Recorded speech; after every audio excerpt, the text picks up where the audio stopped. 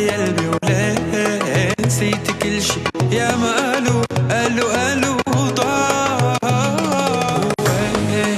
بعتي قلبي وليه نسيت كل شي يا ما قالوا ضاع.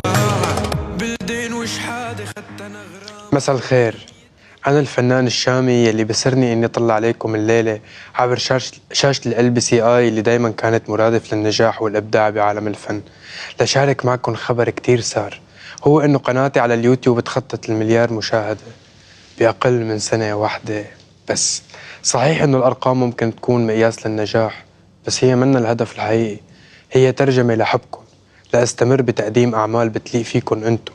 وكشاب من الوطن العربي عمره 22 سنة، رسالتي لكل شباب جيل اليوم: اشتغلوا، تعبوا، آمنوا بحالكم قبل كل شي.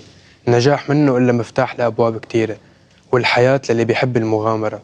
كونوا حالكم وما رح توصلوا إلا للي بتحلموا فيه. خلوا حلمكم ولد صغير بيكبر فيكم ومعكم وقدامكم، مثل ما حلمي بلش صغير وكبر بفضلكم انتو. شكرا لأنكم جزء من هالنجاح، بشوفكم قريبا. ولهون بتنتهي نشرتنا. مارلين بتلاقيكم عند نشرة منتصف الليل. حب وحنان، إلى اللقاء.